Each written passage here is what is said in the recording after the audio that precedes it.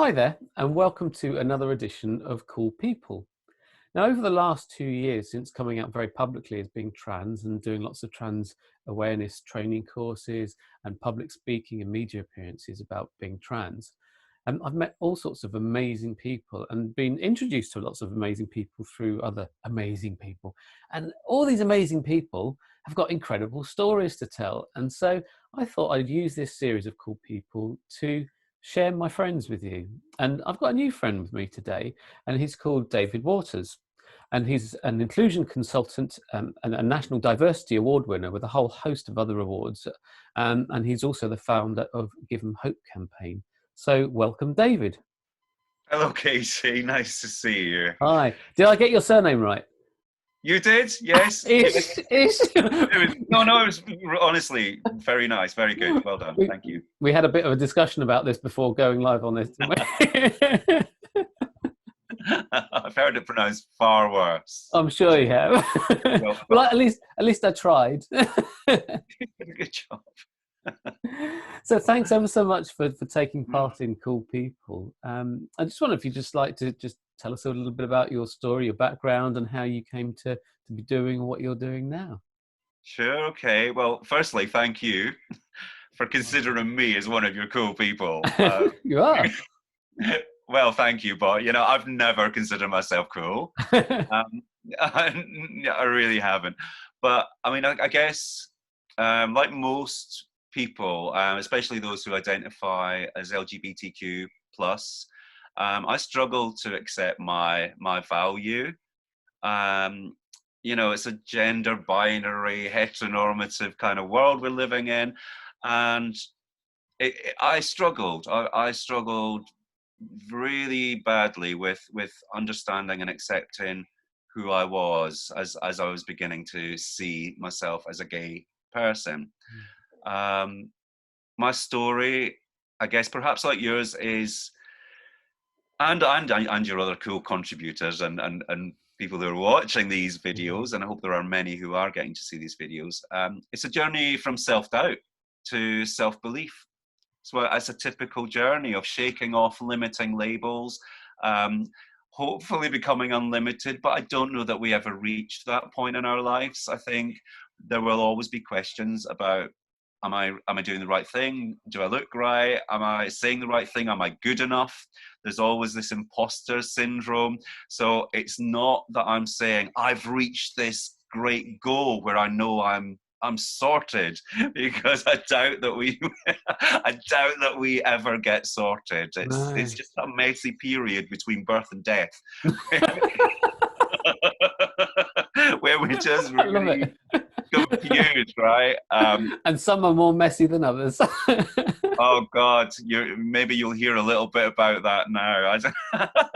So believe it or not, I was born in 1970. I know. Can you imagine? I am that old. Yeah. Careful. I'm 1 year older than you. Oh, are you? You're looking good. You're looking good. Botox. Well, so like you then, I was a teenager in the 80s, and you'll know yourself, like a lot of people watching this, that LGBTQ people were kind of vilified in the media. Yeah. Hugely. And to be fair, a lot hasn't changed. Looking recently at the transgender couple who got married, is it Jake and Hannah? Yeah, lovely. Yeah. And it's the headline, I think, I'm not going to name the newspaper because I don't class it as a newspaper. Trans and white. Trans and white. Yeah. So if that's still happening in 2020 or 2019, I think maybe they got married. It shows that we've still got some ways to go, and the work that you're doing is really vital to helping people understand the similarities we have and celebrate the differences that bit more. So yeah, the media in the 80s vilifying us, and I would say, like, we also had Clause 28 that Thatcher's government brought in, where we couldn't promote, it wasn't promoting, but we couldn't promote the homosexual lifestyle. That that had an impact. That's what we were hearing in the press and on the news, in the mainstream news. We were hearing that we can't promote people like us. And then, of course, another knock to confidence and to developing any kind of self-esteem would have been HIV and AIDS and the way that that was reported. So not only were you some kind of freak, but you were a freak who's probably not going to live very long because your freakishness is going to result in a deadly disease. That's how it was sold to us, wasn't it? That was on the television, the advertisements on the television and coming through your letterbox. And I think it has a long-term impact on your mental well-being when you've got all these messages coming from the media and from governments, but also perhaps within your own homes. Luckily, that wasn't the case for me. I've got a fantastic mum who had gay friends and who taught me all about diversity in so many other ways. That was a saving grace to have that. But for those who didn't, the impact must have been even more immense. So I'm grateful, obviously, to have been brought up in a household where I could sort of be more open and celebrate differences of all sorts, really. But even so, pre-COVID-19, I was like the expert self-isolator. Really? Right, I've been doing this for years. This is no problem to you then. It's just like, I'm going to do online tutorials. I'm going to do online tutorials about how to just like not go out the house. There's plenty we can be doing at home. But you know, I would be a maudlin kind of teenager hiding away in my black bedroom listening to the Smiths, getting a little bit political because remember Live Aid was kind of the mid-80s. Yeah. So I kind of got into the whole Bob Geldof mentality. I bought myself an orange jumper, which he wore when he was, I don't know where he was, but there's a photograph anyway at that time. And I'm going to have that orange jumper and I'm going to be like Bob Geldof. So I got a job in Oxfam at weekends. Wow. I got first dibs on nice sort of granddaddy shirts and things so I could look a little bit like Morrissey. But that was me, hiding in the bedroom, listening to depressing music, posters from Oxfam on my bedroom wall. How depressing is it to fall asleep with these awful images around? Why was I doing that? It's like I wanted to torture myself and show myself how dark the world really was. That's not cheerful, is it? But the story has a happy ending. Well, I'm relieved about that. Let's think how we got there. Okay, so music kind of saved me. I was such a shy, introverted teenager. I didn't have any sense of self-worth, as I explained. But there was a music teacher. His name was Jimmy Toner, and he auditioned us one day for the school choir, and he was like, he really kind of liked my voice, and he was like, right, we've got to do something with your voice. So he entered me for a competition within, first of all, the school to do some Scots song, and all the winners in each school then had to get together and do a bigger competition to win the gold medal. So I went to that. I'm the kind of person who, until doors shut totally in my face, I'll just keep going. So regardless of not feeling I've got any self-worth, I think I do have something that makes me move forward until I can't get through. But then you still find a way around, don't you, or over. And whatever way you get to where your heart is telling you you should go. So I then won this gold medal. My mum had dropped me off. My lovely mum dropped me off at the school where they were holding this event. And I said, oh, don't stay. I'll be embarrassed, right? So she was very nice, and she went away, but she came back to collect me at the end, and I Yeah. said, I won. And she said, no, you never.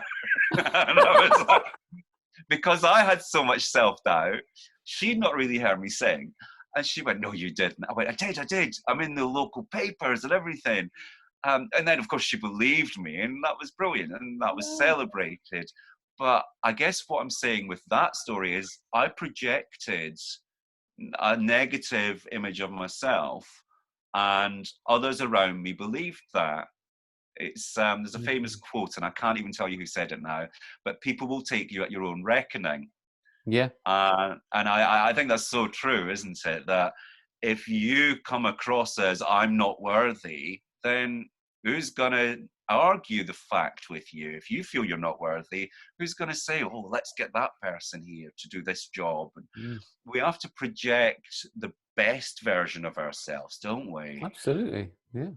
Yeah. And as Yeah. hard as that is, you have to like kind of keep going. Mm. So with that, I think it's worth mentioning Jimmy again. I found out that he died last year, and I'd been meaning to be in touch. Oh no. Um, I know it's kind of really heartbreaking that all these years I've known that I've got immense gratitude to that person Mm. for their belief in me, and I'd moved away from Scotland, and because of him, got into music college and studied singing and did all that. And Mm. I was always like, I've got to thank him. I've got to thank him, because without his belief, I wouldn't necessarily have done these auditions. I wouldn't have come to college. I wouldn't have then developed this confidence I've got to then do, although I don't sing so much Mm. anymore. We were saying earlier, as a facilitator, as a trainer, you are a performer in a way, aren't you? Oh, And absolutely. Very much so. yeah, so you've got to have got these communication skills from somewhere, Mm. and it was because of his belief in me, not just the singing, but he allowed me to be who I was, and he also he liked his food. And I'd go for singing lessons after school. This is when I'd left school, and he would always cook for me because I was a bit of an unhappy herbivore. I was a vegan Mm. before it was popular, and he would cook for me and say, "This is what you can eat." So I felt like not only was he nurturing me as a singer, but he was nurturing the whole person in a kind of really fatherly, supportive way. Yeah. Oh, that's nice. Yeah. Well, it's people like that you need in your life, isn't there? Definitely. Um, Absolutely. just Yeah. takes one or two. Like, you know, I've mentioned my mum and I've Mm. mentioned Jimmy. There are others, but Mm. it can't just come from within. They have No. to Sometimes you open need up. it. Sometimes you just need a little bit of help, don't you? And yeah, I mean, I see it often. I get a lot of trans people contacting me because I'm sort of getting reasonably high profile now, and that, so I often get trans people contacting me, and often they're in a state of self denial, and Yeah. that's typical when they contact me, and then I just give them a little bit of support, and it's lovely just to see them blossom. And then they just get a bit of confidence, and then they're on the way, and it's great. It really is. It's so rewarding. It's lovely. Oh, it's incredible the impact. It's the ripples that are sent out by that. Mm. That if you can do it for one person, they can do it for someone else. Yeah, Uh, that's what I'm they seeing. can- That's what I'm seeing. It's yeah, great. Yeah, yeah. that's there's such power in that, isn't there? Oh, Power of definitely. positivity and the power of you being your authentic self, and Mm, then becoming someone that other people feel they can trust. Because to me, you're a very safe, caring person to mm. approach, very approachable, Thank you. and that's really vital. That's what we Yeah. need in this world, is people who can just be so full of light that they can Mm, allow others to come and be in that light until they kind of find their own. mm. It So it's, comes from living your truth.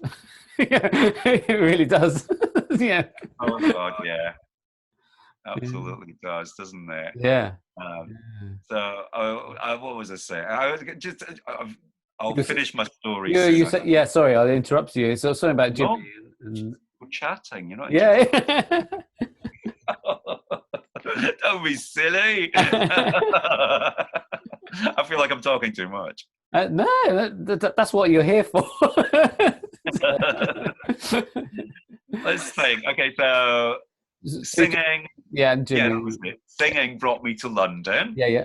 and it was weird though. I mean, I didn't quite shake off those limiting labels. Much as my confidence had been boosted, I Hmm. had the confidence to kind of walk into an audition room and eventually get into a music college. But I still had those labels. They kind of followed me. It was a lot to do with maybe how I looked or how I sounded. Was I not as good a singer? Was I not as talented as? Then you're surrounded by really great people, really talented people. Um, and of course, you judge yourself against others in that scenario, which is not the right thing to do, is it? Because No. we're only in competition with ourselves. Doesn't matter that someone might appear to you to be better. We're not on some scale of like, oh, let's judge this. We're all so unique, and I think Hmm. in the same way as the life I live now, as a singer, it took me a long while to go, my voice is my voice, and my look is my look, and there's not a lot I can do about that.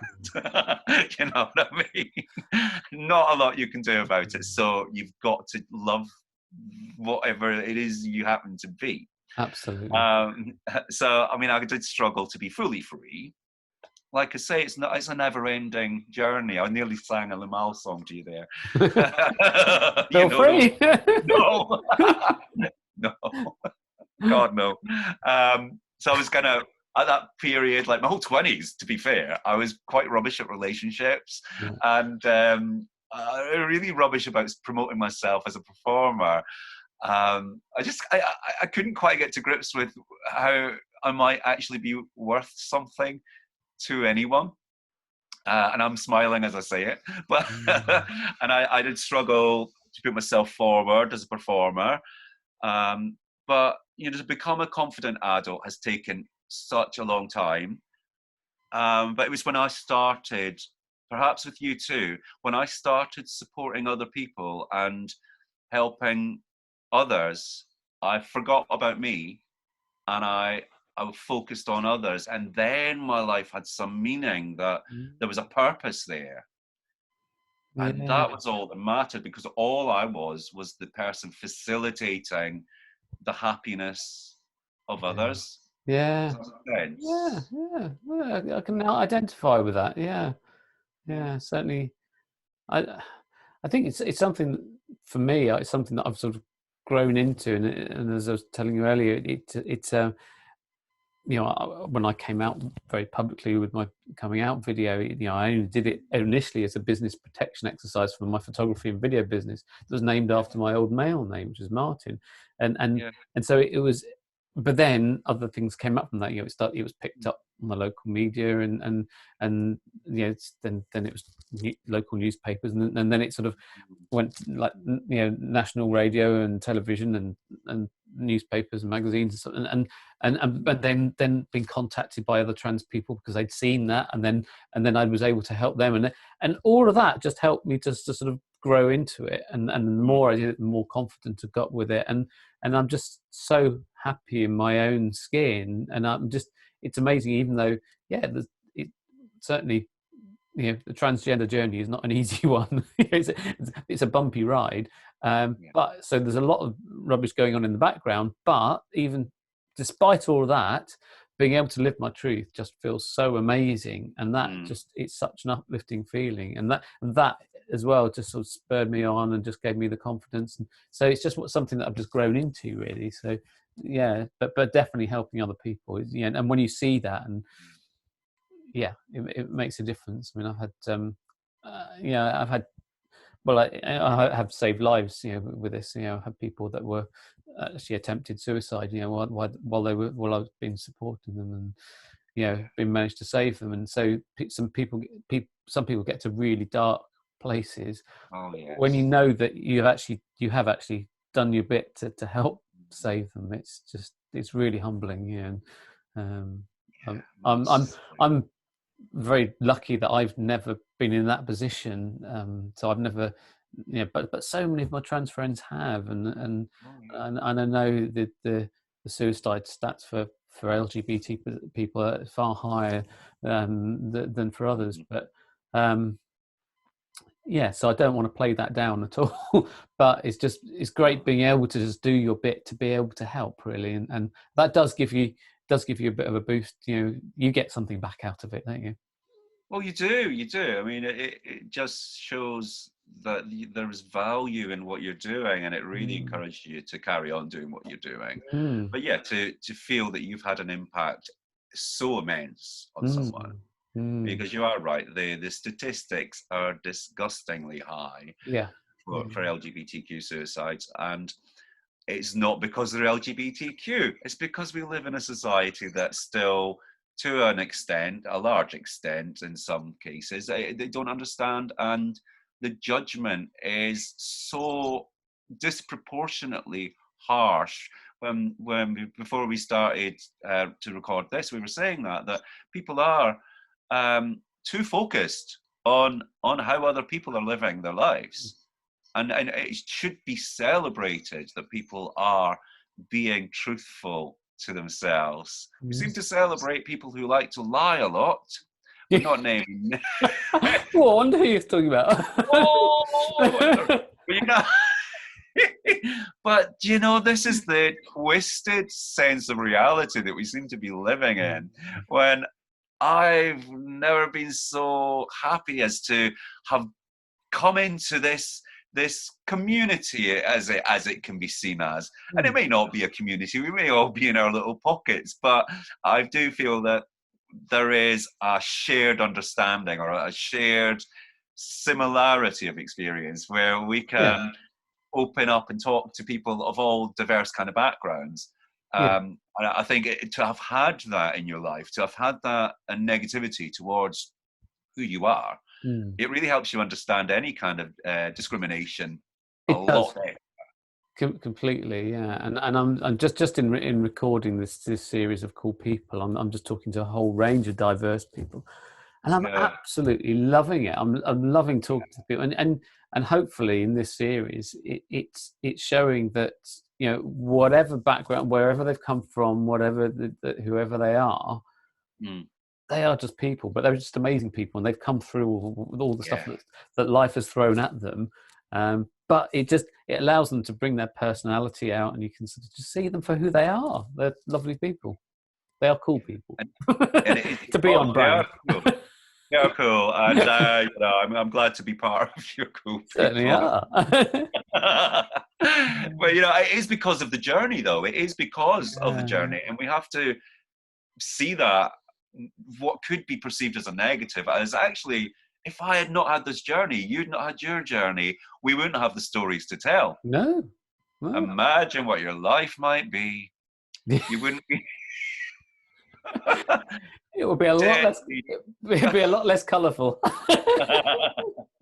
I like to think so. It is true, though, isn't it? It's about, we always say, oh, be thankful for the great things in life. Well, the great things are also the dreadful things that Mm. have shaped who we are, because it does develop a good sense of humor, doesn't it? It certainly does. Yeah. Apart from anything else, we, we learn to see things in a different way, and Yeah.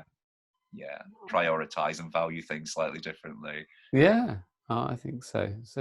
And so you've done all sorts of amazing things, and you're the founder of the Give 'Em Hope campaign as well. I mean, Yeah. how did you get to start doing that? How did that happen? Oh, right. So, Given Hope campaign. Let me think. I I started it in 2011, I think. Now, prior to that, let's just backtrack slightly. Mm. I noticed that there weren't any articles being written about marriage equality in America. Um, the marriage equality in America, rather, wasn't being reported in the UK. Mm. That's a better way of saying it. So I thought that needs to be discussed, because that's kind of a huge shift, kind of cultural shift, to Mm. see this going on, but for it not to be reported here, because I think reporting things in other countries shows the possibilities to people living in other places. Mm. So I thought I'll just write an article. And I decided to interview as many people as I could from different perspectives, just to, like a proper writer, and get a whole balanced article. And that got published, and I was like, whoa, this is cool. So it spurred me on, and I thought, I could, people seem to respond to my emails. They seem to think I'm worth talking to. So I decided I wanted to write a book. And I had to make a start on a book called Never Blend In. Now, that was interviews, a bit like this, interviews with LGBTQ people, celebrities, non-celebrities. Everyone's got a story, doesn't matter who you are. And it was a book which is still not finished. It's being edited, where people go from being limited to feeling unlimited, and they share that story. And it's a kind of cognitive behavioral approach to showing how others have done it, to show us how we can also maybe achieve that and shake off what I said, like the media and religion or family, social sort of judgments, external factors. Started writing that. It's called Never Blend In because it's a Harvey Milk quote, a famous Harvey Milk quote. And at the same time, I interviewed Peter Tatchell for the book. This is a long, roundabout way of telling you how the campaign started, but it's kind of pointing out some other bits along the way. I interviewed Peter Tatchell, and then Peter then had phoned up and said, no, it was an email. He emailed to say, would we, me and my partner, be part of the campaign to change marriage equality and marriage legislation in the UK? So, of course, I said yes. And then I thought I better speak to Richard, my partner. I know, right? You hadn't asked him. This is how the relationship works. I do not know, because I said yes. I was like, yay! And, typing back, I'll do it. Well, it was Peter Tatchell who asked you to do it, wasn't it? Yeah. You don't say no to him, do you? Really? And I was like, oh. But Richard was like, he wasn't reluctant, but he's not like me. He's much more confident nowadays, but he was quiet. Often you do have opposites in certain respects in relationships. But he was like, okay. He sort of went along with it. But as it went on, he really got more confident, and was happy to speak out. Now he'll speak out at work about things, about different colleagues who come in who may be transgender or gay or whatever, and he'll be the first one to be there to defend or speak up for, or to just spread information about things if people have got questions. I think that's great. He flourished, I think, because of that campaign. So got involved in Equal Love campaign, and I thought, I could do something. I'd said earlier, I saw how, because we were looking for civil partnerships for straight couples and civil marriage for gay couples, it became a human rights issue, and that's what got it publicity. It made me feel like if I did something similar, but an online campaign, collecting videos and written testimonies, it should be about everyone, because we've all been labelled in one way or another in life, and it could be because of your cultural or religious background, or your physical health, or your mental well-being is maybe a challenge. That everyone's story can be shared, and in that way, so it stopped it from being LGBTQ, and it became this broader thing about celebrating all types of people. And that's kind of how it started. I think inspired by what Equal Love campaign was teaching me at the time. I wanted to do something else, not the same, but something that might have an impact on other people, and they could access it online, because a lot of people feel quite marginalised and lonely, don't they? And they might feel they have no one to relate to, or no one who they feel could understand their situation. So the online thing was really a good approach, I think. And also it has a worldwide reach, doesn't it? That's the thing. Yeah, it does. It's incredible. And anyone anywhere can be watching our videos at any time. And we've got administrators. We use all the social networks, but we've got administrators in different countries, and that keeps it ticking over, because I've got to sleep, like, you know, we all Yeah. do. I've been reprimanded by friends, to be fair, for maybe overdoing it. Really? It's Me, easily done. yeah. So I'm going to publicly apologize to those friends, because I said I'd go off Facebook and all social media for a good few days. And there I was this morning posting. You just couldn't help yourself, could you? Stop myself. I can't stop myself. That's, No, yes. I'm Yeah. like that. I'm like that as well. And it's terrible. Social media is so bad for distracting you as well, because you, you go on there to do whatever you want to do, but then you see something that's just too interesting, and you just got to look at it, haven't you? Yeah. It's Terrible. fantastic, though. If used in the right way, it's such a fantastic tool, isn't it? Yeah, You know, yeah. Oh, such a good absolutely. way of connecting and reaching out to people. I mean, Yeah. this too, if these go on Facebook, and not Facebook, YouTube, don't they? Yeah, I put these on YouTube. I put them. They will go Yeah. on my website when I get around to updating my website. Yeah. They'll go on Facebook, Yeah. LinkedIn, Twitter. Yeah, Yeah. yeah. So that, but yeah, a few years ago, none of that would have been possible. No. So in certain ways, I think having this lockdown quarantine thing going on, it's lucky it's happening now in the age of technology, when we can Yeah. harness that Well, for positive things. And much as we might not be earning money as consultants or whatever, facilitators, we can still keep sharing our passion for yeah, celebrating diversity. yeah, And it's so great that we've got yeah. access to this Absolutely. right Well, now. Zoom chats have been my form of therapy, as I said earlier. So, yeah, at the start of the coronavirus, lockdown, I was, I found it really, really tough, and I had, there's a few days when I was just crying and I couldn't cope with it. And I was helped with my friends, and then making the decision to do this series of recordings for cool people has just been one of the best decisions I've ever made, because it's just having that social interaction, but talking to amazing people with these incredible stories. And it's just so uplifting. It really is. And to be able to see someone on the other end, it's so much better than a phone call. You can see people, Yeah. and yeah, it's so much better. So yeah, I absolutely love Zoom. I think it's brilliant. Oh, it is. Even for a little drinks party, I've had a few, like, pour a glass, and then you got your friend on the other end. It's quite lovely. Mm. It does help. Any human interaction helps. Much as I'm a really good self-isolator, I am quite sociable once I get out the house. Yeah. I sometimes don't want to go out. I don't know if I've got a lot of socially anxious friends. Yeah. We all struggle, and I've had parties where everyone said, "Ooh, how many people will be there? Ooh, who's going to be there?" And then they're all saying it. And I'm like, listen, we're all socially anxious. Just Mm.